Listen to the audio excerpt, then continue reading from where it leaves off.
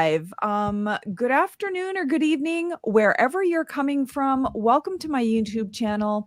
Kwe Nindaluizi, Pam Palmater. My name is Pam Palmater, and I'm a Mi'kmaq lawyer, professor, author, and Indigenous rights activist. And I'm a member of Eel River Bar First Nation, also known as Ugbaganjig, and that's part of the larger Mi'kmaq Nation. But today I'm coming to you from the sovereign territory of Mississaugas of Scugog Island First Nation, and it's an honor to be able to collaborate with them on issues as important as human rights, for example. And today's live event is specifically about the recent concluding observations. We just called it report, just to be simple, by the UN CEDAW committee about Canada and its continued failure to respect all of the human rights of women in general, but in particular, Indigenous women and girls.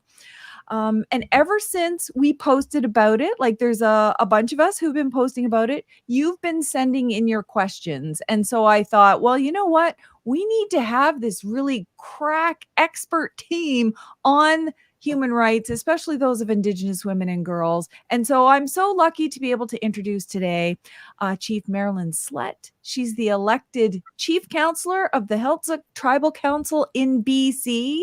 So I think it's only 5 o'clock there. Lucky them. And she's not new to leadership. Like this is I think it's her 4th consecutive term. She's been doing this forever. But she's also the president of the Coastal First Nations Great Bear Initiative.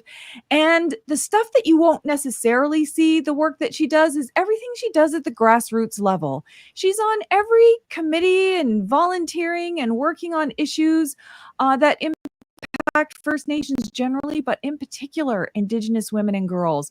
So her work is very important. And of course, my good friend Sharon McIver. Oh my goodness. I feel like I see her more on Zoom and online than I get to see her in person. So I'm going to have to remedy that. But she's from Lower Nicola Indian Band, also in BC.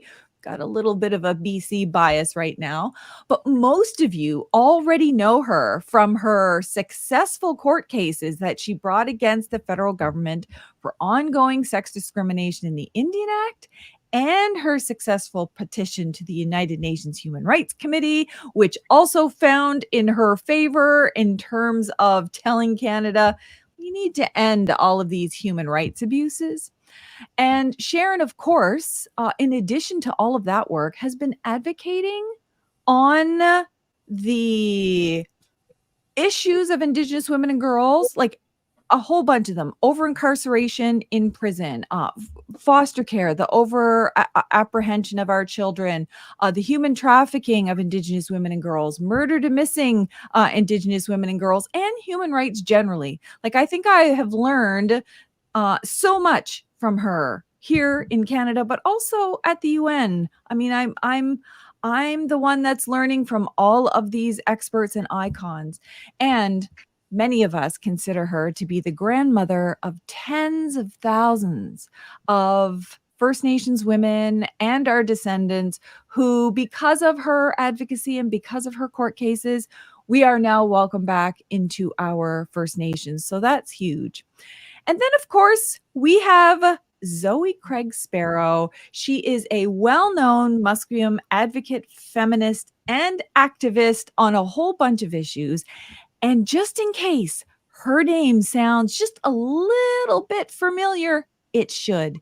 She is from that historic, powerful Sparrow family, the one that successfully argued that First Nations have an Aboriginal right to fish, and it's protected in Section 35 of the Constitution, known as the Sparrow case.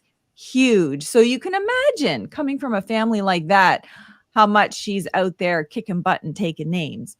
She's also the vice president of Justice for Girls, this incredible organization that advocates for social and environmental justice and an end to violence, racism, and poverty in the lives of teen girls. So important. And as with our other guests, Sharon and Chief Slett, she also advocates on a wide range of issues. And And I don't know where I would have been without her help and expertise and assistance when there was so much violence against people in the Mi'kmaq Nation, when we were trying to fish and exercise our treaty rights. So thank you and welcome to all of you. Thank you for making time on a Saturday night. Before we get into it, a few disclaimers. We are not providing legal advice, financial, medical, or personal advice of any kind. If you have legal questions about what we're talking about, you need to contact a lawyer. As well, none of us are being paid for this appearance, and this event is not sponsored by any political party, organization, or corporation. We're just doing this because you've had so many questions and we want to try to be as helpful as possible. And so away we go. Welcome to all of you, Chief Slett and Sharon and Zoe. Thank you for making the time. Thank you for having us. Okay, well, as a lawyer, you know I want to start interrogating, but I'm going to just wait. I'm just going to wait because Zoe, I'm wondering if you can kind of give us the lay of the land. There was a lot of questions in general, like some people have never heard of CEDAW, for example. Can you just talk about the United Nations human rights system generally? What's CEDAW and what does it have to do with Canada? Absolutely. In this work, we love to use acronyms, and a lot of the time we don't clarify what they mean. So first, right off the bat, CEDAW stands for the Convention on the Elimination of All Forms of Discrimination Against Women. So the United Nations, an international human rights system, is complex. It has so many different elements and moving parts, but I like to look at it really in our work as there's declarations and there's conventions. And conventions are another word for treaties. They're legally binding documents that are ratified or signed onto by countries. So when Canada ratified CEDAW, this convention in 1981, they agreed to uphold the various commitments within called articles. And these are specific rights that all women in countries that have ratified CEDAW are entitled to, and that their countries must uphold, defend, and protect. So what happens after a country ratifies a convention like this is there's reviews under the convention. So Canada is periodically reviewed by the Committee on the Elimination of Discrimination of all forms of discrimination against women. And so you'll hear us talking a lot today about the committee. And this is a committee of experts all around the world who really understand the issues. They look into specific countries and they get a good understanding through reports from the state, from Canada, as well as reports from what we call civil society organizations, which are non-government organizations within the country. So what Marilyn and Sharon and I have all done is we've participated as civil society organizations and Indigenous peoples to have our voices be a part of this review of Canada. And this review takes place generally every 8 years or so. And so it's been 8 years since the last review, and it'll be another 8 years before the next one. But through this review, the committee looked at what has Canada done since the last review to implement those recommendations, what new issues have arisen, what issues continue to persist, and what really needs to be done. So this review was an opportunity for us to really take to the international stage what's happening in our country, specifically with Indigenous women and girls, how Canada is failing to uphold our rights, how they're actively violating our rights, and what they need to do to uphold those legal imperatives that they've committed to.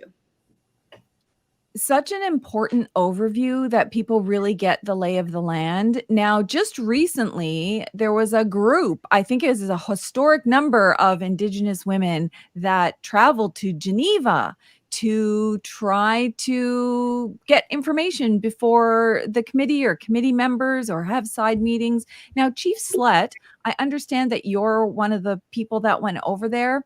Why are you so committed to the international dimension of human rights? Like, why do you think it's so important? It's really important for us to go to these conventions and shine a light on the areas that Canada continues to ignore or not live up to those commitments that Zoe was talking about earlier. So for us, we went with specific issues that we wanted to raise with the CEDAW committee, including the continued sex discrimination against women and girls and family. You know, we all have family that are being discriminated against. To raise issues on the lack of progress on you know, the missing and murdered Indigenous women and girls in Two-Spirit, on outstanding issues, you know, from the legislation that they did amend, you know, with the important work of Sharon, you know, and things, you know, that they're still not really doing in terms of, you know, making sure that those women and those descendants are being registered into the nations that they should be. So really to shine a light and to remind Canada that, you know, they need to live up to these. Really appreciate your leadership on this, because I know anyone who is a councillor, a chief, in any of the First Nation communities, you already have municipal responsibilities, provincial responsibilities, federal responsibilities. Like, there's so much to do, but the fact that you take out time to make sure that we're also engaged at the international level, I really think speaks to your commitment and also our sovereignty and independence as First Nations.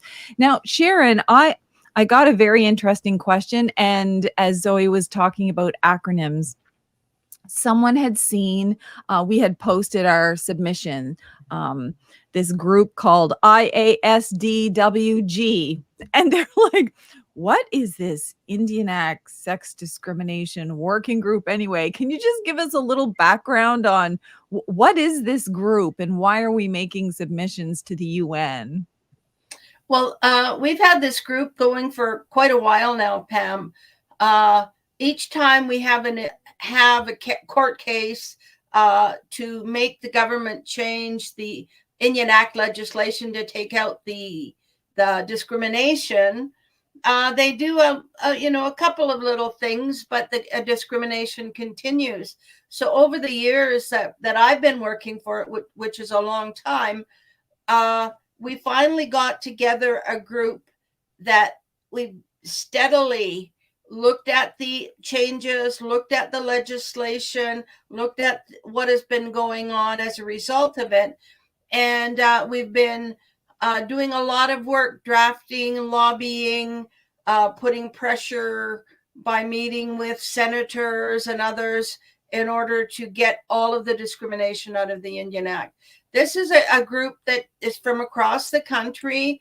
We've got representatives from Quebec, Ontario, various groups across the country, and we meet on a regular basis. We interact with the Government of Canada, asking, well, we've actually put enough pressure on them that they are meeting with us on a fairly regular basis. We have issues about changing law without consulting anybody, making a law very much narrower than the court case said it should be. And so we put this group together, and we've been together for quite a while. There's a core group of us, but I'm getting old and I've been around for a long time. So I've been doing this. As I said, I think my first real activist action was in July of 1968. And so this group has been marvelous. We now have experts on the group.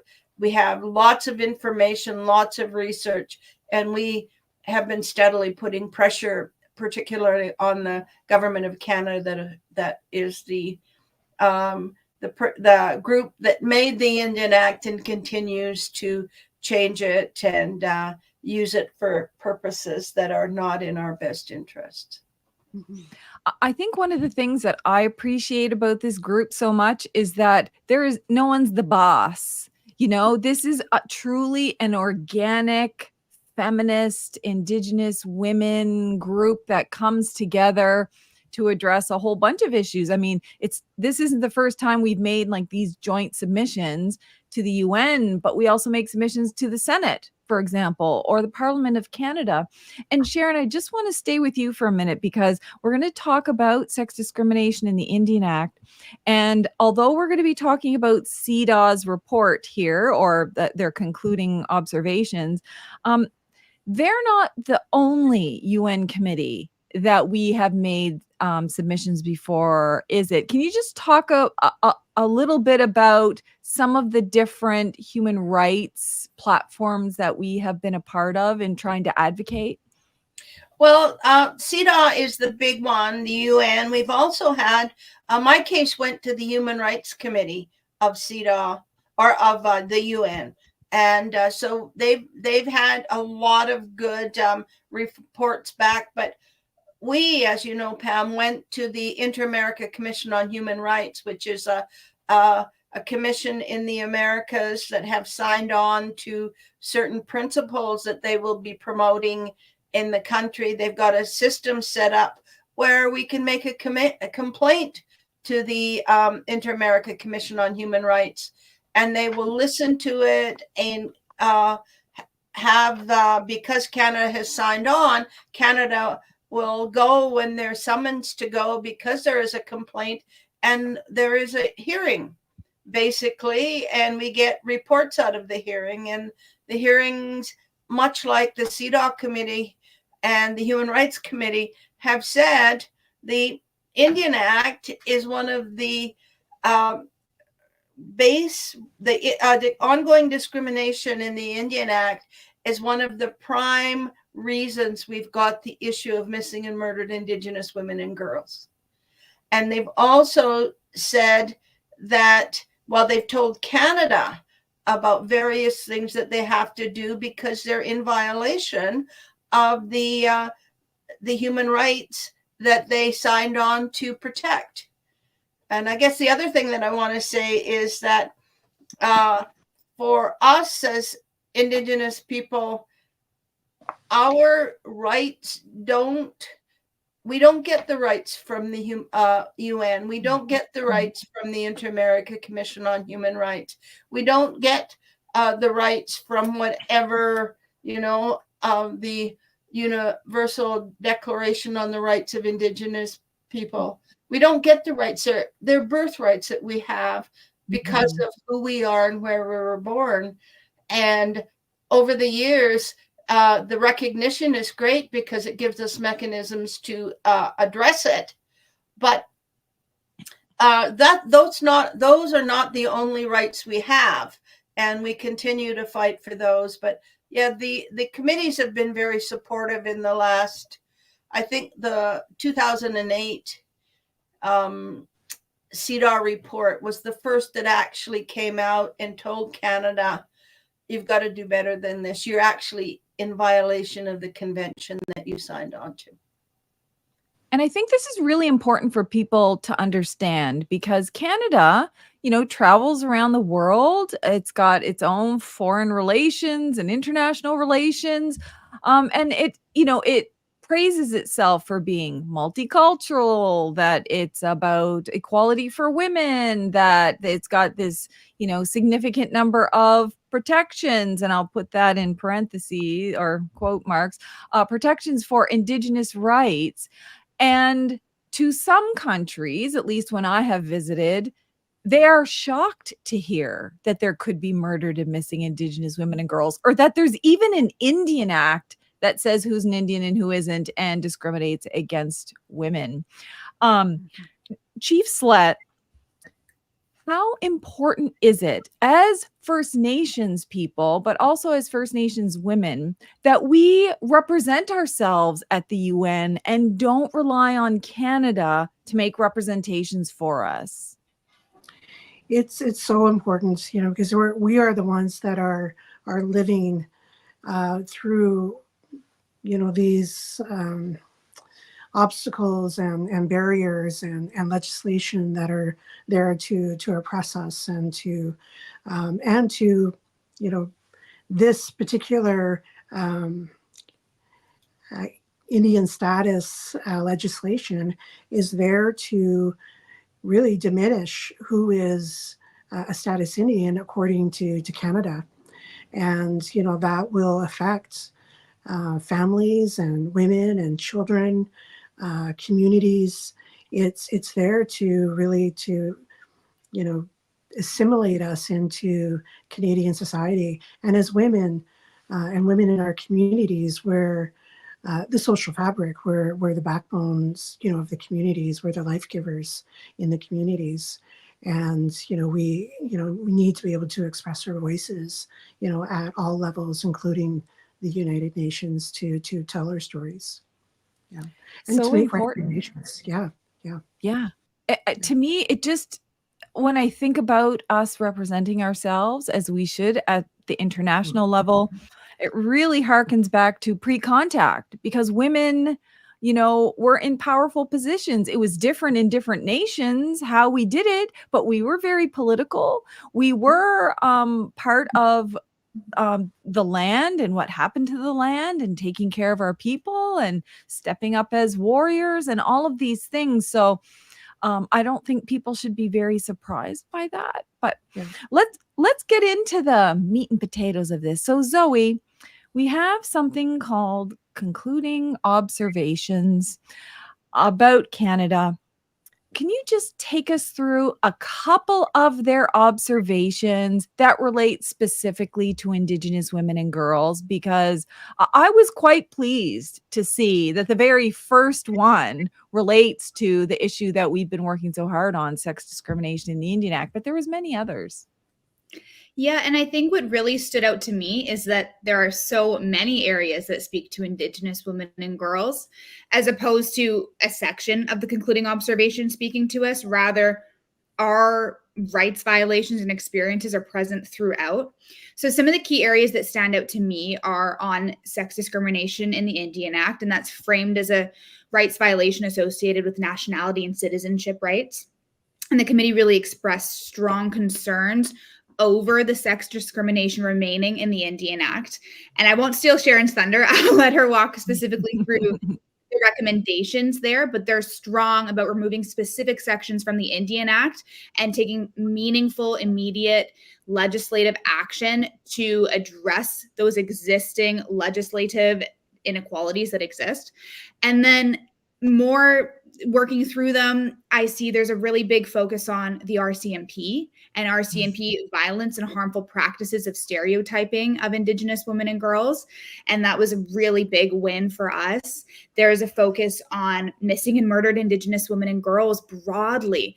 And this recommendation is strong because it actually points to an inquiry that the committee did under Article 8, which is a very technical way of talking about this committee and this body, but essentially this committee has already done an extensive investigation into violence against Indigenous women and girls, and they are very concerned about missing and murdered Indigenous women and girls, and they have actually not only gave some really strong recommendations about action on this genocide and fast action on implementing the calls for justice, but they specifically have given Canada direction to report back to them by May 2025. And that's really important and quite strong from a committee like this to be indicating such a tight timeline on a specific issue. And then there's also a really big focus on trafficking and exploitation of Indigenous women and girls. And then throughout, you will see sort of the area I work in the most, which I was super happy about, was to see the committee came in strong on resource extraction and environmental degradation, and how Canada's failures to adequately understand how resource extraction and man camps and environmental degradation violate Indigenous women's rights, how they're failing to prevent, respond, and act on it. They're failing legislatively by not having proper impact assessments of resource extraction. They're failing land defenders who are being criminalized for protecting their own traditional territories. So there was a big focus, again, in actually multiple areas on resource extraction and how that specifically violates the rights of Indigenous women and girls. Overall, there's obviously lots of issues missing, but to see these key areas represented, and they are very well understood and very well articulated with specific recommendations, I think that's something that all Indigenous people can be happy about. Hopefully most Canadians can be happy about. Well, and thankfully, it's not like these committees just inherently know everything about what's happening in every country. They really rely on civil society and Indigenous groups to go there and say, well, hey, you might be interested in this going on, and here's some facts and stats that kind of counter what Canada's saying. So clearly, this historically large number of Indigenous women who attended made a profound difference, because I'm happy when I see one recommendation. It's like, oh, okay, we got something. But this one just seems to be a little bit different. Sharon, for people who don't know, can you just explain a little bit about how sex discrimination manifests in Indian registration in the Indian Act, and what some of the specific legislative amendments that they're calling for? Well, Pam, over the years, we've always known the Indian Act to be a document whose end result is the elimination of all women or all Indians as a specific group. And we know that over the years, by preferring, well, just basically, the Indian Act says a definition of an Indian is an Indian man, his wife, and his children. So if you wanted to be recognized by the legislation as an Indian, you had to attach yourself to a man.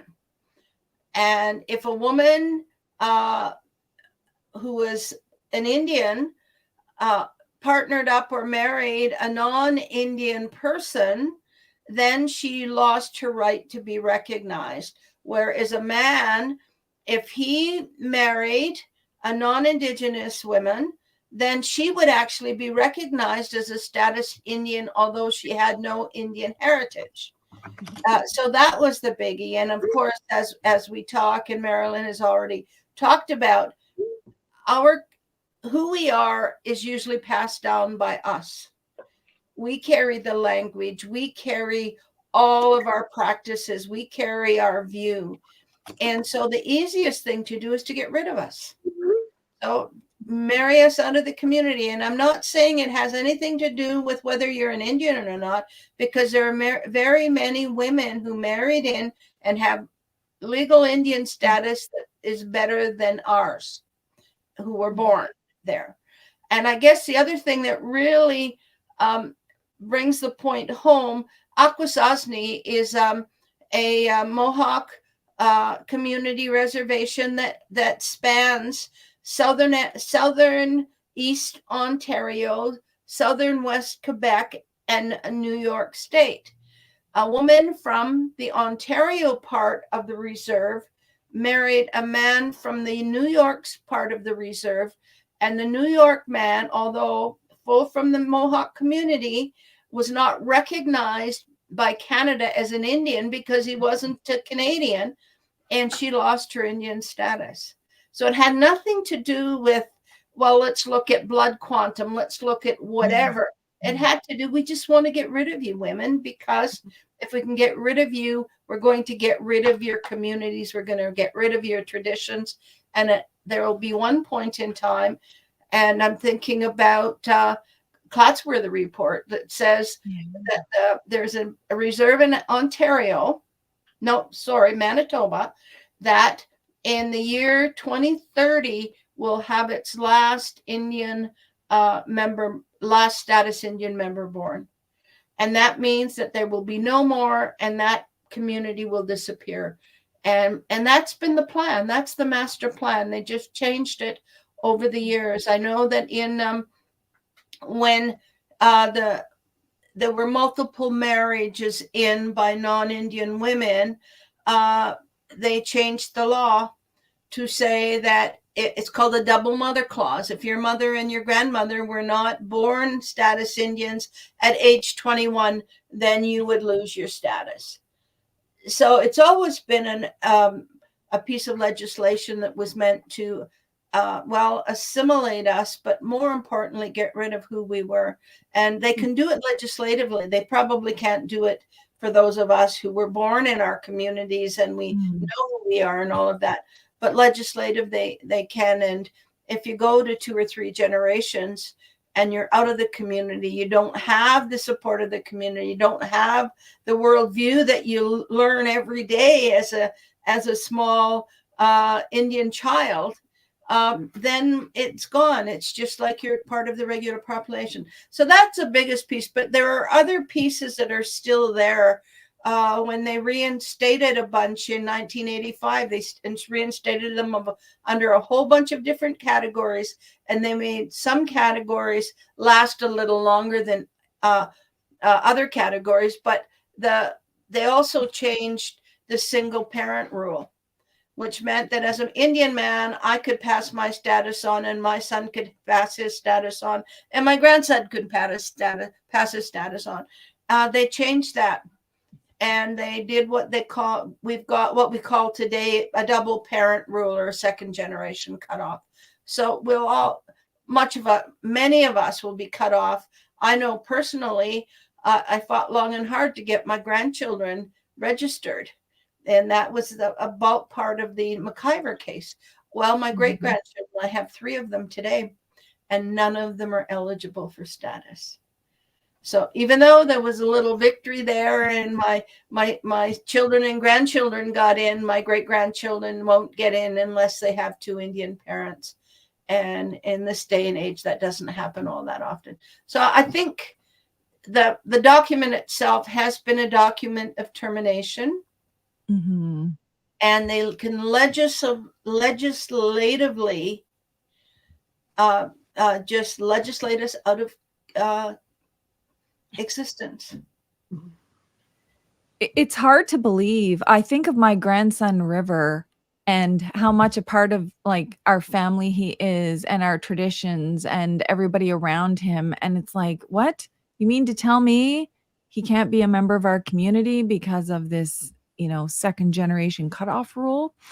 So I think it was really important that people understand what, the kinds of things that Sharon was talking about.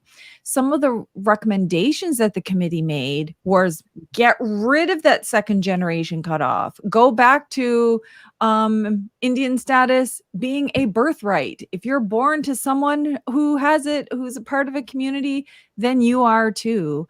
They also wanted to get rid of any other provisions in the Indian Act that discriminates between men and women. That's clearly important. And I mean, this isn't new. The similar things were being said in other cases and at the UN previously. And something really important. Every time they've made an amendment to the Indian Act, these registration provisions to let one more generation or one more small group be registered, I don't know how to actually say it without being too mean, but they put in these little weasel provisions that say, oh, and by the way, you can't sue us for compensation. So even though generations of us have suffered significant harms and losses and discrimination because of Canada's sex-based discrimination, and they keep trying to say, oh, but Indigenous women and girls, yeah, they're not deserved of compensation. So I do appreciate that they said, hey, you need to get rid of any restrictions on any kind of reparations, and to make sure there's enough resources to get these women and their descendants registered, and to address all of these issues, and to get the information out there. Again, I feel like a broken record. We keep talking about these things, but I think it's so important that they included that.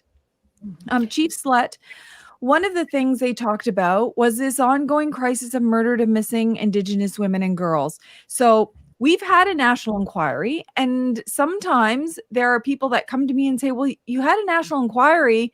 Canada said it accepted the report. I mean, the report said Canada was guilty of historic and ongoing genocide that specifically targets Indigenous women and girls in very, violent ways and discriminatory ways. So there's this misunderstanding that, well, we had an inquiry, Canada said it accepted it, it was going to move on with a plan, so everything's okay now. So why was it so important that our group and you and others said, oh, wait a second, we still have a crisis here. Can you talk about some of the things that are still going on that the committee heard about? Yeah, certainly. I mean, we know as Indigenous women, the genocide and the harms that our women are going through, losing their lives, people losing their mothers and their grandmothers and their aunties and their sisters. And yes, there has been a report. What we've seen with the report, and this has been, nationwide, community-wide, regionally, in the country, is that there's no mechanism in place to start addressing and working with the communities and people and women on those recommendations, on the calls for justice. And we can see that because only 2 have been completed, and half have been started. So one of the things that we brought forward was, Canada needs to have a ministry of, there that will provide oversight, for these recommendations and working with, women and families. And, we know that, the injustice is out there, when we're, I see things and it breaks my heart when, we've got, I know we're doing the red dress alert.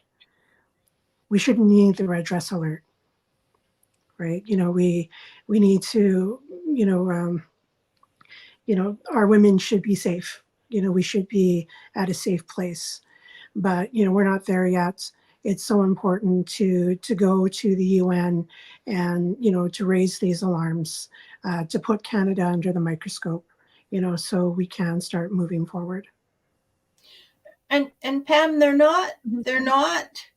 what they're not doing, and what we know as Indigenous women, as I say, go back a long ways. I remember whenever I was walking down the street and a car came in, I was born early enough that most of the time only men drove cars. You didn't do it. You hit the bush, you hit, because they knew that if they could grab you as an Indigenous girl and do whatever they wanted with you, nothing would happen.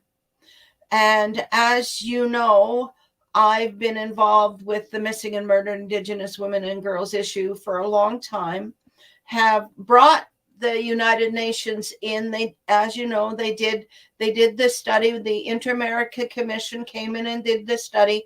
And the group that Zoe belongs to, Justice for Girls, brought in the International Human Rights Watch that I happened to get involved with, and ended up going on their investigation in northern British Columbia. Highway 16 is called the Highway of Tears for the number of Indigenous women and girls that have been lost, are missing, and have been murdered along that highway.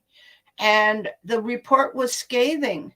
The RCMP up in that area are responsible for a lot of the abuse.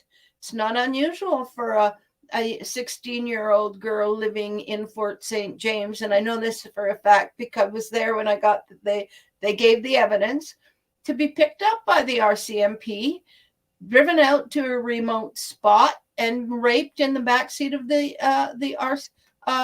car, and then been threatened to say that if you say anything, we can kill you, and nobody will even think anything of it. The spots in the jails where they pick up young women who might be a little intoxicated, take them to the local jails, lock them in. There are spots in the jails that aren't covered by the video.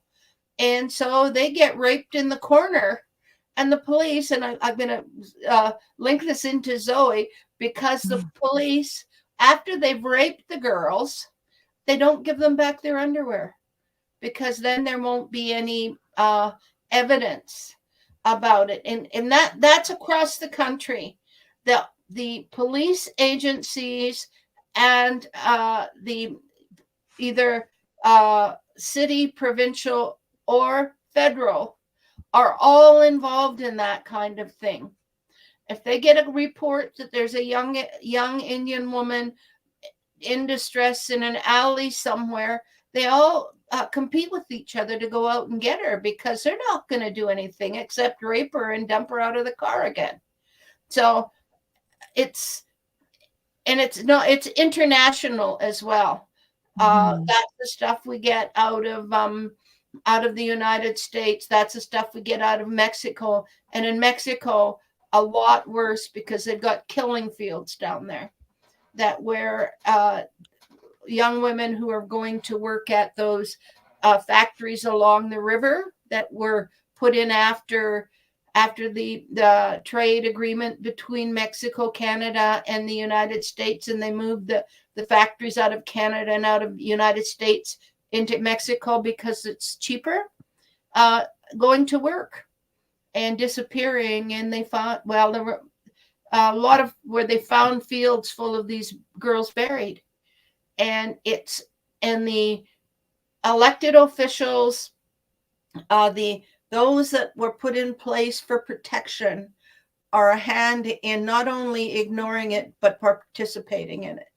So, and nothing has happened. Absolutely nothing has happened. That one that I went to, I was a participant in 2012, made recommendations, and they were reports of the abuses and that went on at the hands of the RCMP there. But if you want, there's another one in Saskatchewan, and there's another one in Vancouver, and all of the large cities. Aren't protected. I know that the minute that the European men stepped foot in our country, what is now our country, well, it's always been our country, but named as a country, they've been our nemesis. They will kill us and rape us at will. And it's still today, you'd think that if a woman got raped or was killed, the RCMP or the Calgary police or Edmonton police or Vancouver police or Ottawa police would step in and do something. They won't even take a report. The reports out of Vancouver where somebody went and said, my cousin is missing. We can't find her. She's been gone for 2 days. And the Vancouver City Police say, oh, she's from Saskatoon. She's probably back in Saskatoon collecting welfare under an alias. And they found her dead in a park 3 days later. So, and I'm just putting this into Zoe because her organization has done a wonderful job of trying to keep track of it and also supplying those supplies like underwear to girls that come to them because they've been raped and their rapist has taken their underwear, so there's no proof. I'm so glad you raised that, and I am going to go to you, Zoe. I just want to address for any of the viewers that are watching live or might be watching the recording that there's for years there's been this myth perpetuated that any violence against Indigenous women, any sexual abuse, any racism, any of those kinds of things were only by First Nation men. So my response is always two things. What if it was only by First Nation men? That doesn't make it okay. We would still need to address it. But I think what the Canadian public just really doesn't have a handle on are all the different non-First Nation situations where this is happening. So RCMP and police officers across the country, I mean, we could talk about that for days. The sexual assaults that happen by doctors, for example, by corrections officials in youth corrections, but also in jails and prisons. And another key area, obviously, is man camps. So, Zoe, some of the recommendations were to speed up the implementation of the recommendations from the National Inquiry into Murdered and Missing Indigenous Women and Girls, and to set up an Indigenous ombudsperson to be able to have independent oversight over some of these things and have funding opportunities for Indigenous women and girls. But they also talk very specifically about what you alluded to at the very beginning, this link between the extractive industry and violence and exploitation of Indigenous women and girls. So can you just talk about that issue in case people don't know it, and then what some of the recommendations were? Sure. I just want to start by saying you hear recommendations a lot. And I think one thing I want people to really understand is we are sometimes recommendations to death. And the problem is that we have recommendations. We understand the problem plenty. There's recommendations and imperatives from various bodies and inquiries and institutions telling us to act, telling Canada to act, and exactly how to do it. And they fail to do so continuously. So a big take home about these concluding observations issue-wide is we need enforcement and accountability mechanisms through ombudspersons, through Indigenous and CSO-led accountability, through real material power of Indigenous women and girls to lead us out of this genocide, because the people perpetrating the genocide cannot and should not be trusted to lead us out of it. So in the context of man camps, we're seeing more and more research and global understanding of the connection between resource extraction and their temporary workforces, who are often housed in man camps, as they're called. And these projects are typically located in remote and primarily Indigenous communities in Canada, many of which are already hot spots for violence against Indigenous women and girls and for disappearances and murders of Indigenous women and girls. And we see these influx of mostly men who have no accountability to the local communities, who come in here, who are far away from their families and their communities, who are getting paid a lot, and who are in these primarily Indigenous communities. And the hand-in-hand link here to RCMP and to policing is important too, because as Sharon said, people know that they can get away with harming Indigenous women and girls, because not only does the police fail to respond to the violence, they're in on it a lot of the time. So these communities of resource workers come in, they bring drugs and alcohol, sexually transmitted infections, higher rates of human trafficking, higher rates of sexual assault, higher rates of murders and disappearances. And it's the Indigenous women and girls that are suffering the most.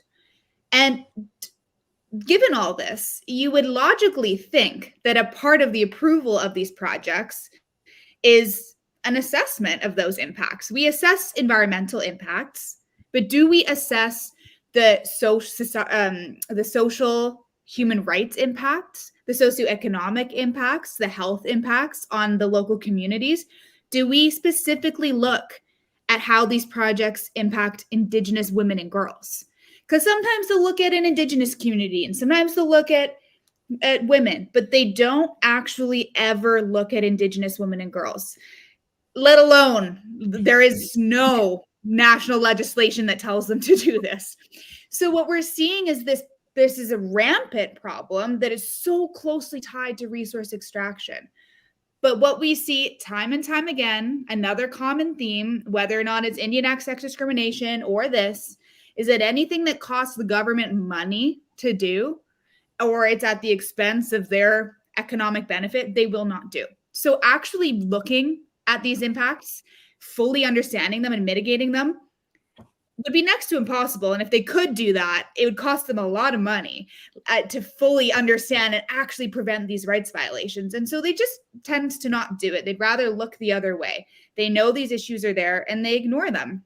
And the committee is, I'm so grateful, calling real meaningful attention to how these pipelines, tar sands, coastal gas link, like exportation from the coast, these whole projects, the whole industries come at a cost. And the people bearing that cost are Indigenous women and girls. And it is no coincidence that it continues to be Indigenous women and girls at the front lines of activism and defense of their communities.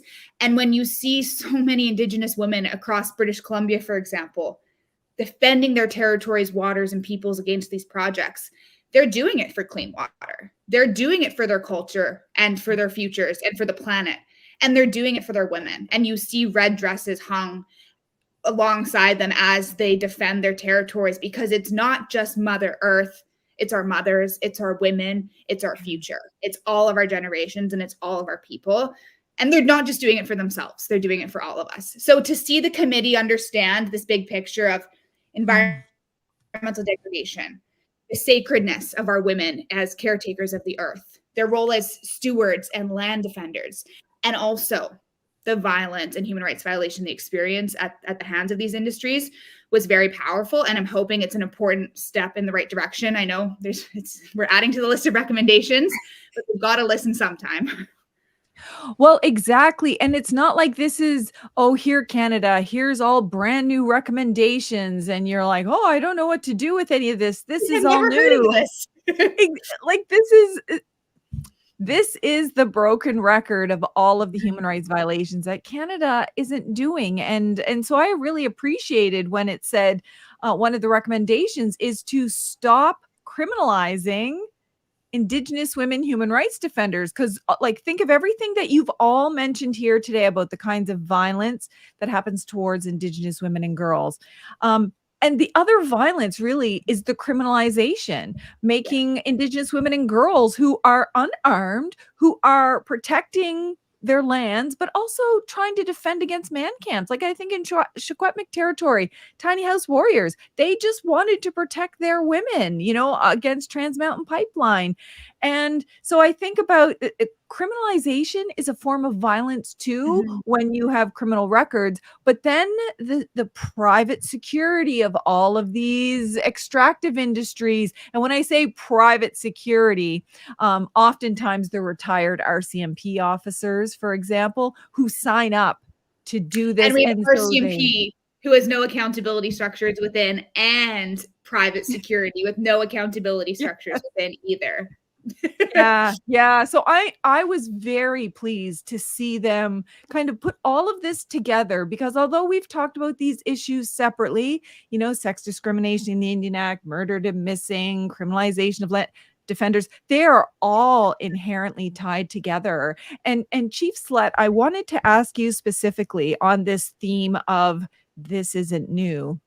I mean, BC had its own missing women inquiry many, many years ago. And I know there was lots of problems with it, but I don't see how BC has changed anything about the different police forces in BC or the situation of murdered and missing. I mean, am I wrong? Did they change? Because I feel like we had the national inquiry into murdered and missing and still talking about the exact same issues. And now we have this saying, hey, why aren't you implementing it? Like, what do you think it's going to take at the end of the day for Canada to just say, okay, not only do we acknowledge that we're committing genocide, but we're going to treat it like the crisis it is? Well, first they need to acknowledge that there's systemic racism within the RCMP and the Vancouver Police Department. Yeah. Without acknowledging it, how do you fix it? How do you address it?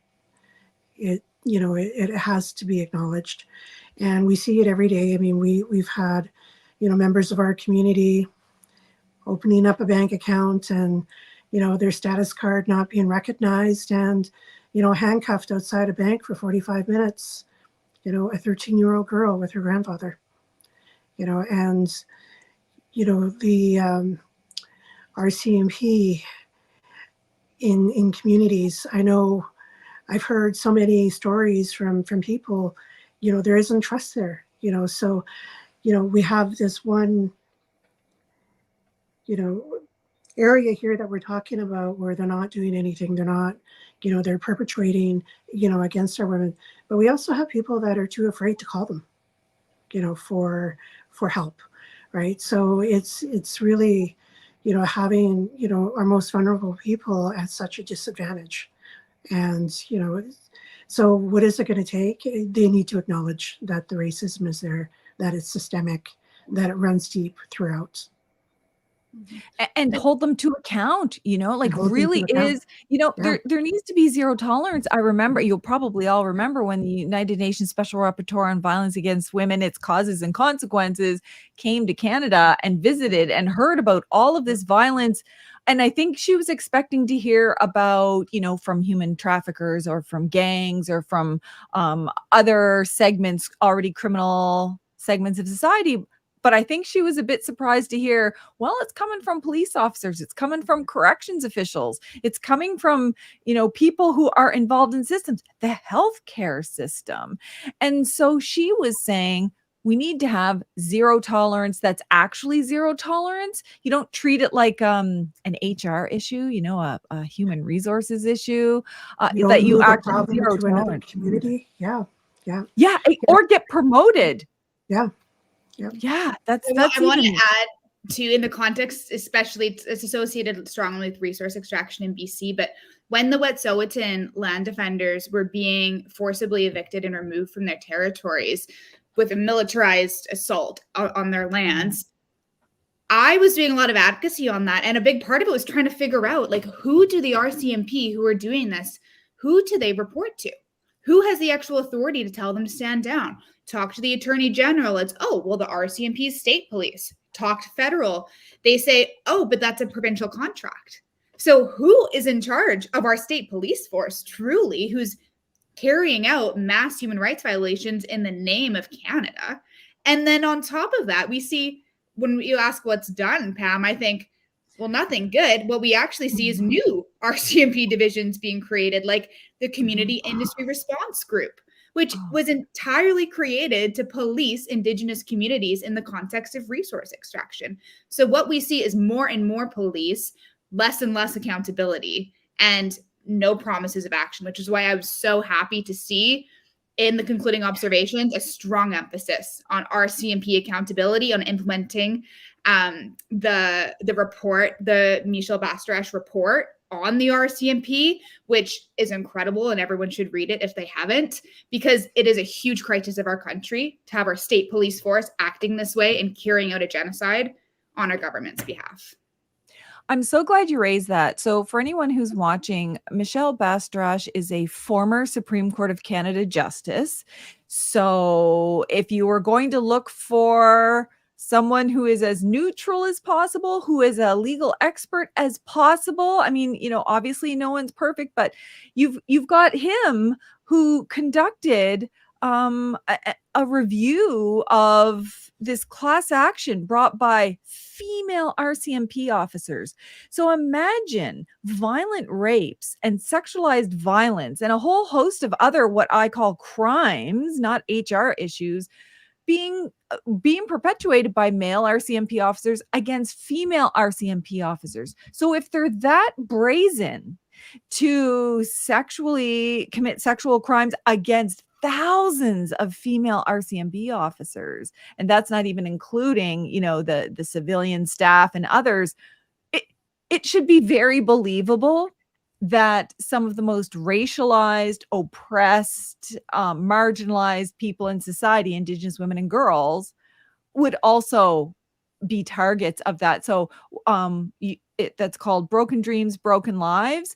That report's available online. But the Feminist Alliance for International Action also did a report where we brought together a whole bunch of reports that have already been written on the RCMP about all of the problems and their violence against Indigenous women and girls. So I strongly recommend that everybody read that. But Sharon, I want to circle back in terms of the kinds of violence that, like, state-based violence against Indigenous women and girls, because that's also a thing.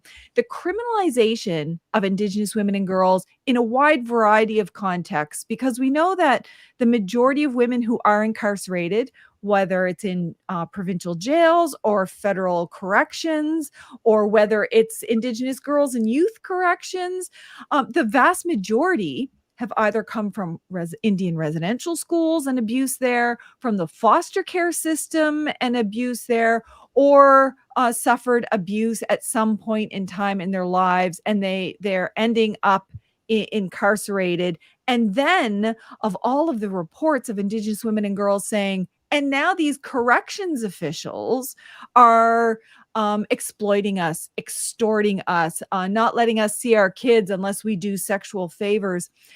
I know you've worked with incarcerated women, and I don't know if you have the same take, but it always seems to me that once our women are criminalized and they end up in some kind of carceral institution, no one seems to care. There seems to be this attitude that, oh, well, people in prison, they're all criminals. But it's one of those things that I think that we need to focus more on. So Sharon, I'm wondering if you can just shed a little bit of light about that, because there's this huge misunderstanding around who's actually being incarcerated and the situations they come from. Well, you're right, Pam. I was involved with a task force on federally sentenced women. I think we started in, I joined the task force. I came in a little late because they had put it together and they were looking at the one federally sentenced place in Canada, which is in Kingston, Ontario, the prison for women in Kingston, Ontario. It was the only one that they could send women to who were sentenced to over 2 years. And it was an old one. It was decommissioned for a male institution, but they recommissioned it for a female institution.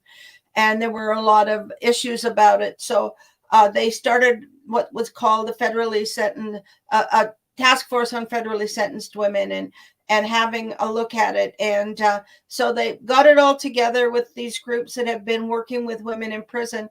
And it was probably about 2 or 3 months into it, they realized that the population in the federally sentenced prisons, or penitentiaries, actually, they are federally sentenced penitentiaries, were running over 40% Indigenous women when we made up less than 3% of the population. And they went looking for somebody, Indigenous woman, to join the task force. And I did later on, they'd probably been at it for about 3 months, 2.5, 3 months. And I joined in February of 1989. And as an Indigenous woman, we split up the country, and we were going into all of the places in Canada that house federally sentenced women. And being the only Indigenous woman on the task force, those that lived in the East got to do their East, and those that lived in Ontario and Quebec got to do that piece, and on the prairies. Well, I was the only Indigenous woman, so I went to every one. I've been to every jail and penitentiary in the country that has housed federally sentenced women. That means the big ones on the East Coast, and the little tiny ones up in Northwest Territories and Whitehorse. And the population is really high. Part of our report, we did get a report from 2 women who had been federally sentenced, and both were out, and both were still on sentence, but they were out. So we commissioned them to do a report, because they could go back in and talk to the women in there, and the women would talk to them. You know, those of us that were highly educated and never had stepped in anything like that. So anyway, yes, the report showed that the women that were incarcerated, self-reported, were over 80% sexually assaulted as children. A high percentage were as you said, definitely residential school, but also part of the federal, or part of the foster system. I had I met a lot of them. I had a lot of women in prison that I knew and had interacted with. But one in particular was very typical. She was, her dad and mom were killed when she was 3 and her sister was 2. They went into the foster system, and they were passed around, and they were both sexually assaulted from the time they were about 7 until they ran away, as the two of them ran away at 12 and 13. They lived on the streets. They got into trading sex for money, and the older one, her name is Fran, she got pregnant. And so by the time she was 14, she was pregnant. And when she was pregnant, they could go for social welfare without being put back in the system. So they were able to she was able to get money for a house or accommodation and that, and she took her sister with her. So she had the baby, and then she had a second baby, and her sister and her, she was 16 and her sister was 15, and they went to a party at, the parties they were drinking and drugging and all of that. And at that party, somebody was killed. And so they rounded up all the people that were at the party, and they questioned them all. And they told that was Fran and her sister. And when they were questioning Fran, they offered her a deal. If she pled guilty to manslaughter, then they would let her sister go. Fran was sure that she didn't do it, but she pled guilty and she was sentenced. So her kids went into foster care, and she served a fairly long sentence because she was not cooperative. They were I've been in, as I said, every penitentiary in Canada that housed federally sentenced women. And because I ended up being the chair of the Aboriginal Advisory Committee to the Commissioner of Corrections, I've been in absolutely every penitentiary in the country. And it's just not enough time to talk about how horrendous that system is, how abusive that system is. And Fran wouldn't buckle under. So she ended up before they transferred her, she was in Saskatchewan. She went to Pine Ridge provincial prison for the 30 days for the appeal. And they wouldn't let her outside. And she was locked in the basement, supervised by an RCMP officer, and she rebelled and she wanted to get out of her cell. So she ended up stripping naked and not putting her clothes back on, and she only had male guards.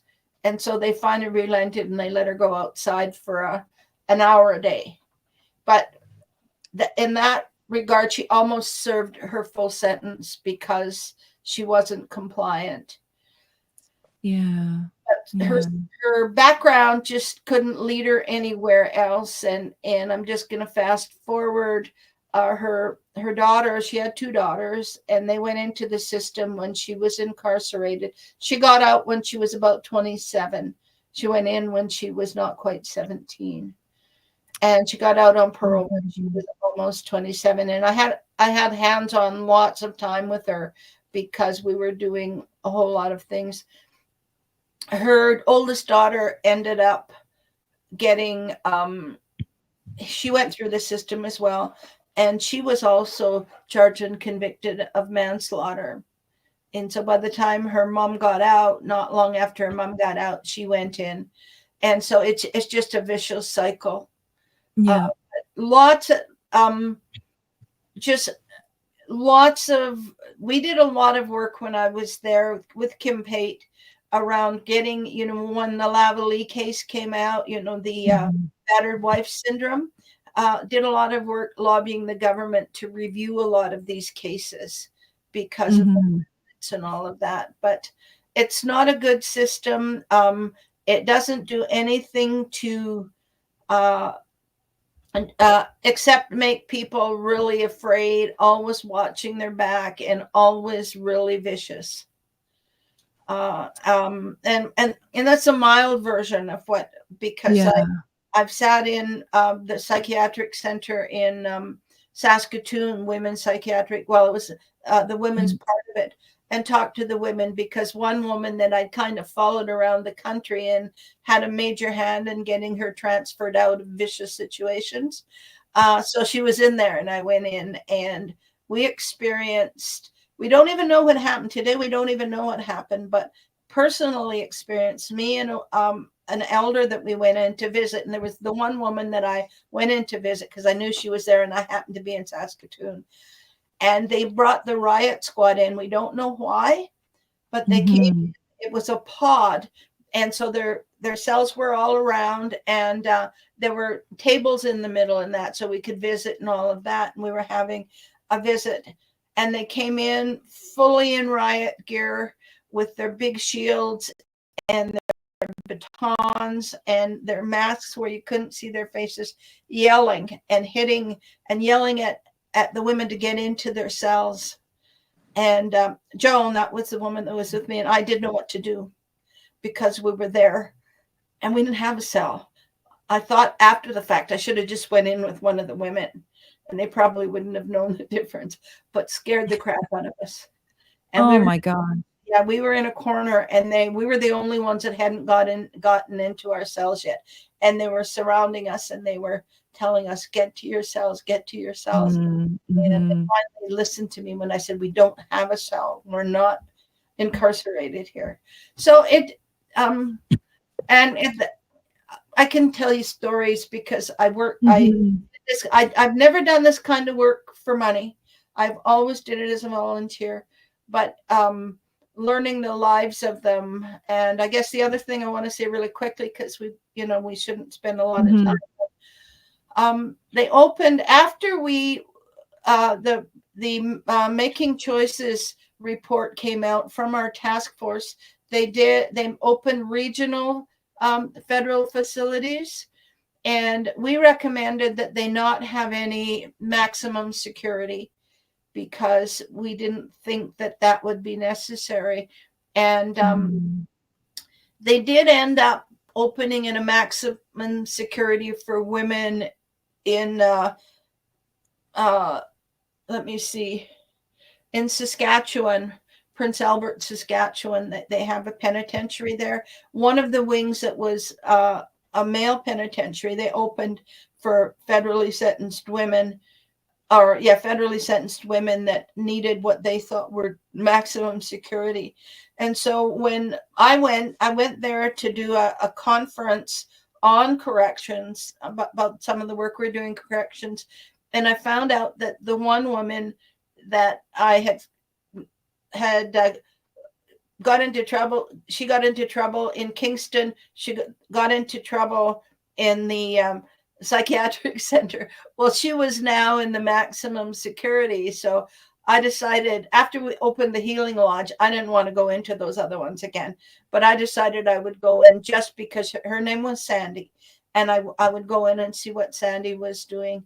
And so I went in, didn't stop anywhere, but she was in a single cell, and there was another one, and her name was Tammy, and I knew her as well.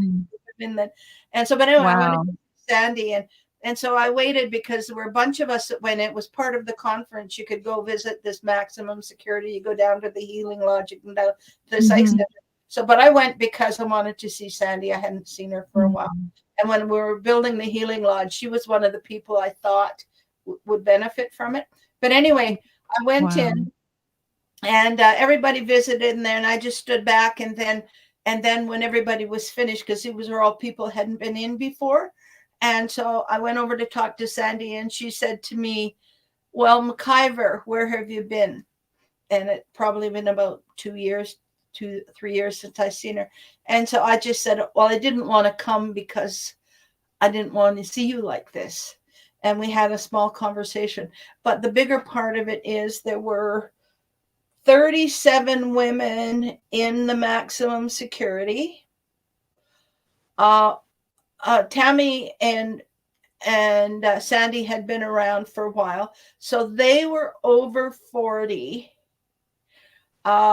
The bulk of the women were under 27, And there were 2 women that were under the age of 18 Incredible. in maximum security. And they were all except for 2 of them were Indigenous women. So It's one of the reasons why this is such an important issue. Incredible. And I'm so thankful for all the work that you've done.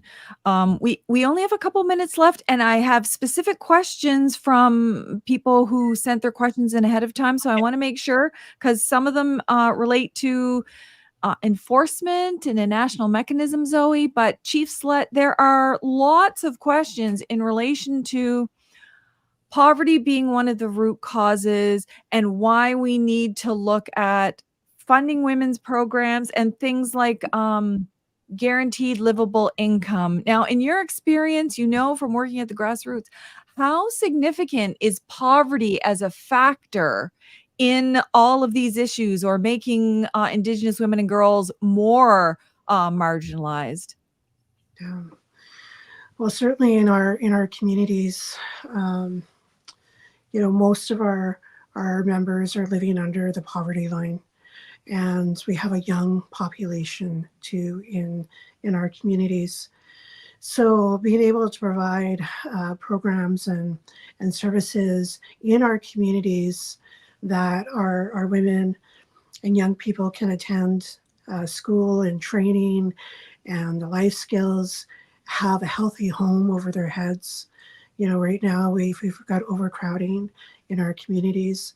In some of our homes here in my community, there's up to 16 people living in a home.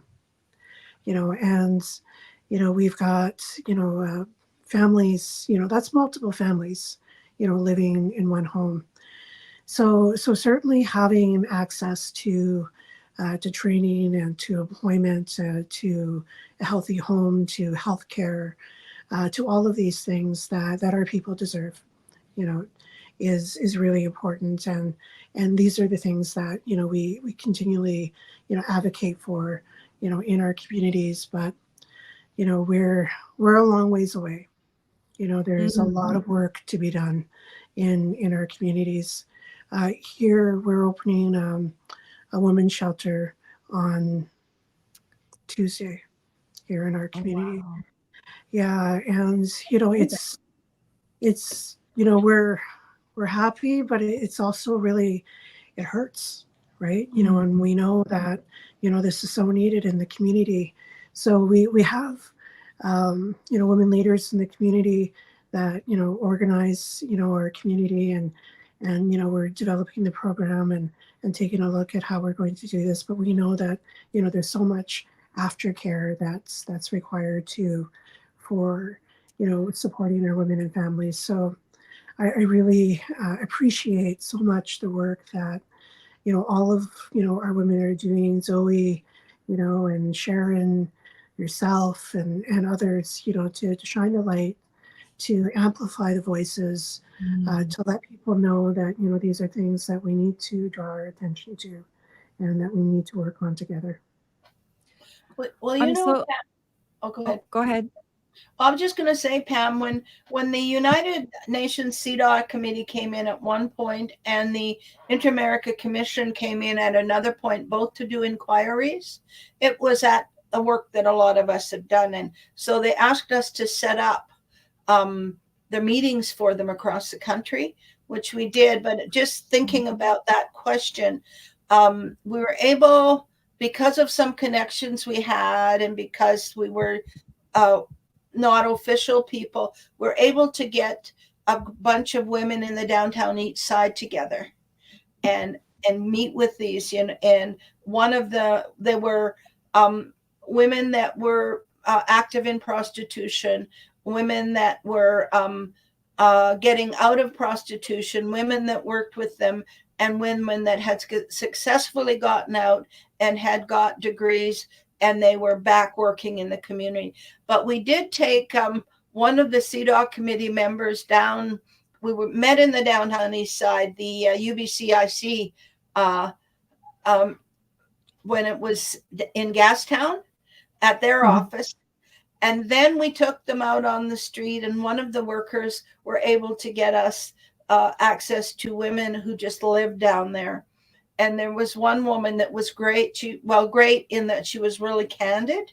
When we found her on the street, there was a place where you could get free food, and somebody had brought in a bunch of salmon and they barbecued it, and so she was eating salmon when we met her, and she offered us all a piece of the salmon.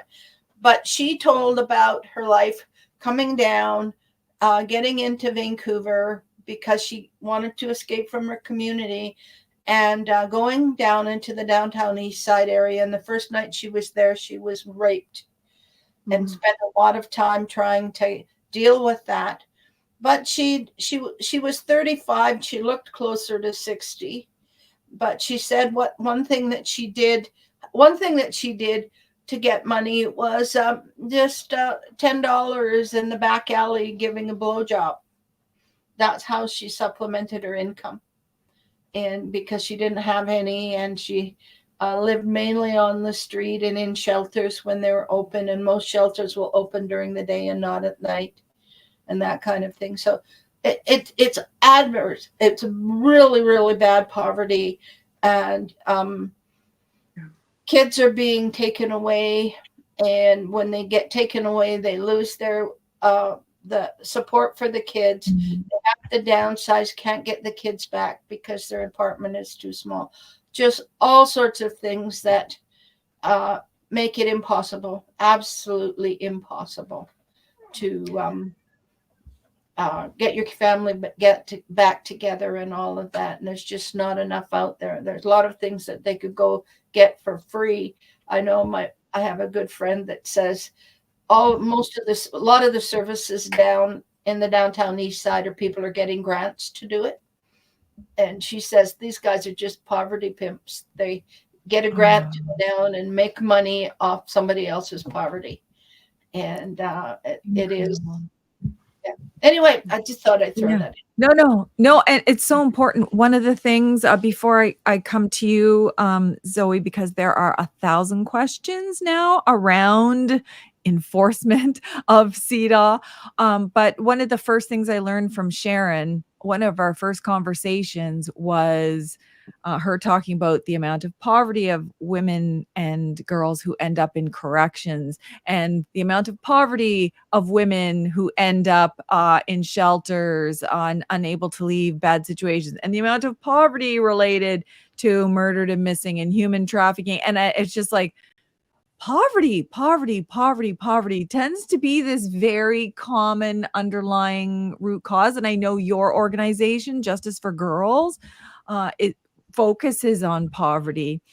So if there's something that you wanted to say about poverty, and then we can go to the enforcement, because there must have been 100 questions by people.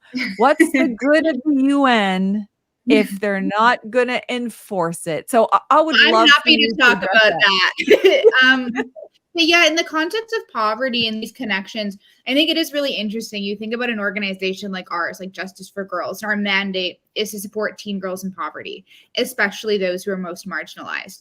And our work is driven by the girls we work with. So our, submissions we made as an organization to the United Nations were informed by our current advocacy cases. We could have made tons of different submissions on so many areas, but we focused ours on resource extraction because of the women and girls we're working with, and on lack of investigation into disappearances and deaths of Indigenous girls and of trafficking of girls because of the cases we're working on. But the moral of the story is poverty affects education. Poverty is compounded when you're Indigenous. It's specific to, to children and to girls. It affects your health. It affects your housing. It affects your family. It affects everything. And Indigenous women and girls live disproportionately in poverty. And these issues are not connected and not intersectional by accident. This is part of the defining features of genocide and what's happening in our country.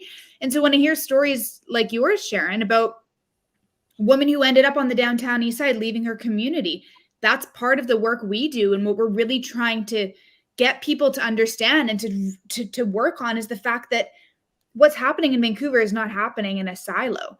It's directly connected. Our work advocating for Robert Pickton's victims and their families is directly connected actually to our work on resource extraction in northern communities, because the boom of these projects, the violence they bring, how the housing prices skyrocket, how it forces people out of their communities, and women then we see end up in Prince George or Kamloops, in those smaller but bigger, urban centers, and then they're forced out of there, and then they end up in Vancouver on the downtown east side, where they face violence, trafficking, abuse, murder at astronomical rates. So these issues are connected.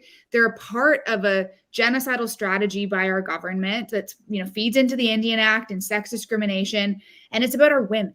And so that's why there were so many of us there in Geneva, and why it was so important that we go is because we are the people, we are the issues, we are the faces of these problems, and they're complicated.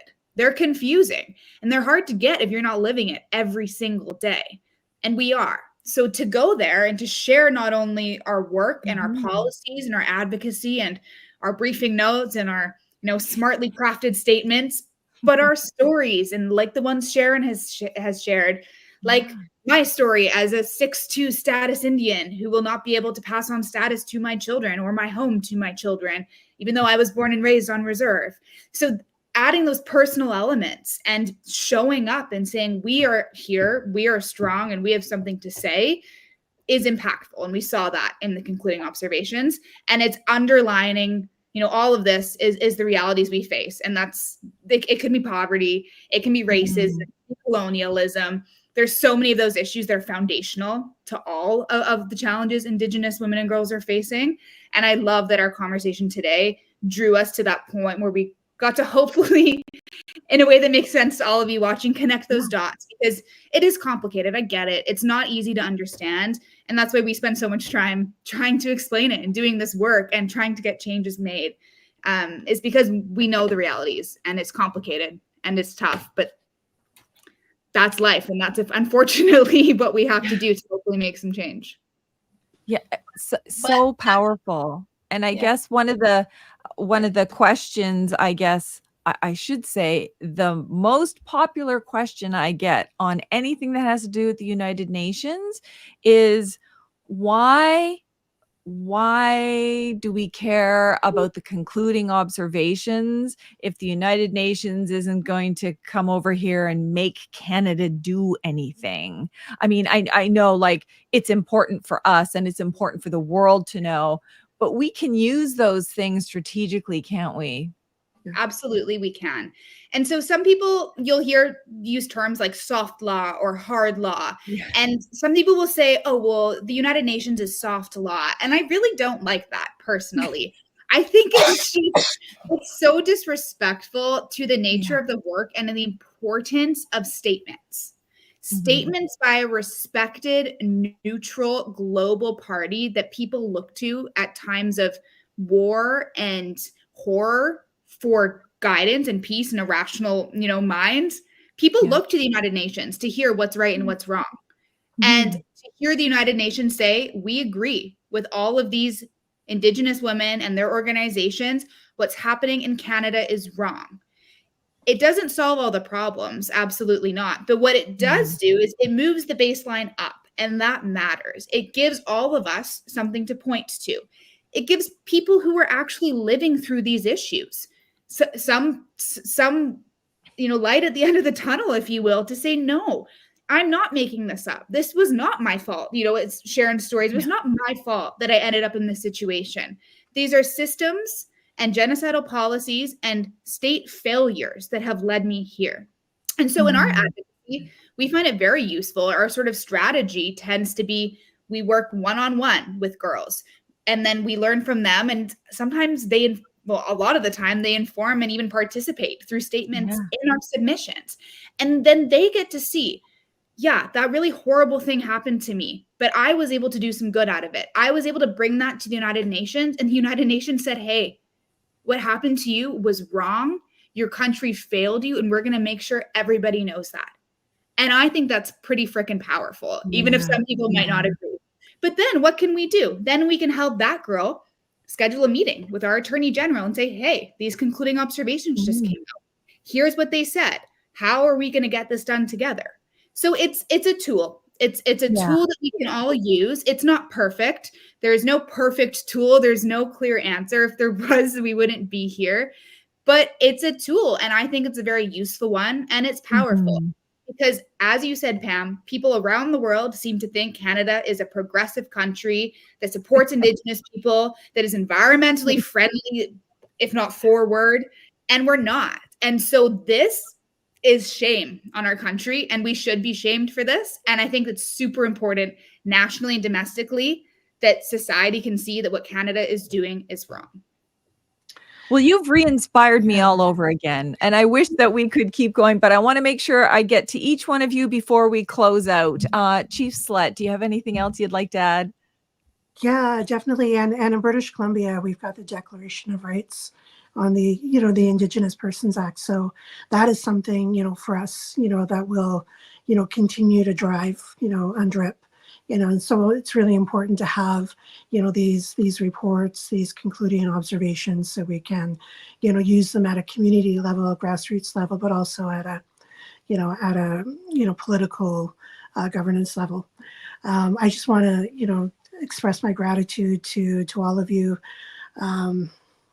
for the work that you continue to do. It's so important.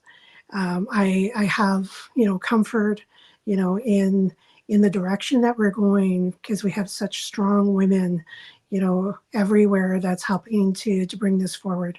So, Gaiaksika to all of you. Thank you so much. Oh, well, thank you. Sharon, is there anything else you think that we missed that you want to add? Well, I don't know if we missed it, because we did talk about the issue of reparation. And the Indian Act, when it changed the law in 1985, they knew they did wrong. They had to change it. They knew they did wrong, and they put a section in the Indian Act that said, you can't sue us for it. And if you look historically, the other ones, the Indian Act, the Indian residential schools, the head tax for the Chinese, the internment for the Japanese, all of that all happened pre-charter, but they've given reparation for it. And but we're Indigenous women. We're the ones that suffered, and they feel okay about denying us reparation. And that's racism and sexism and at its worst. They know they could do it, and as you know, if you talk about suing them, it's a big hurdle to get over. I just wanted to throw that out. I'm so glad that you mentioned it, because it just proves the point over and over and over again. Canada, do you want to keep proving that you treat Indigenous women and girls the worst, like the lowest of the lowest? You keep doing that. Oh yeah, we're going to compensate everybody for everything else that's happened, but not Indigenous women and girls. It just gets me every time. Zoe, anything else you want to add before we sign off our Saturday Night Live?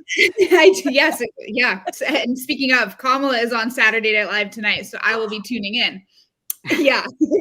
But yeah, I do want to say that, yeah, they treat Indigenous women and girls the worst, and it's because they know that we're the glue of our communities, and they know we're the strongest. That's why genocide has targeted us. It's because, as Marilyn said, like, we're the social fabric of our communities, the backbones, the knowledge keepers. And genocide has many, technical terms and goals, but it's in and of itself, it's to get rid of us. And how do you get rid of people?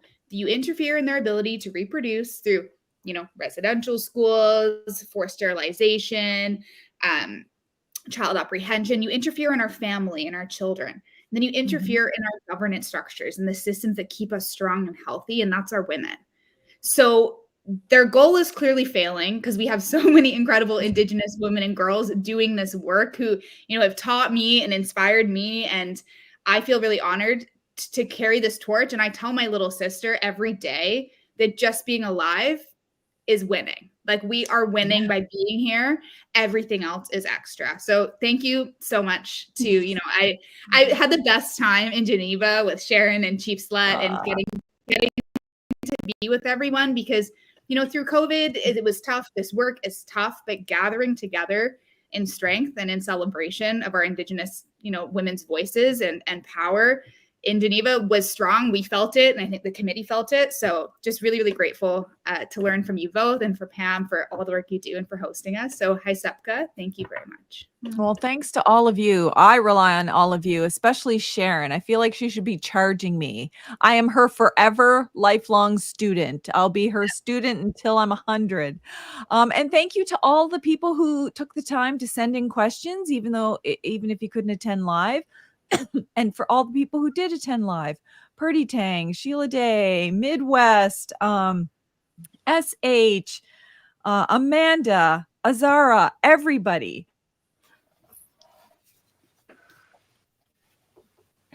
Perfect timing, because I'm going to go have a coughing fit.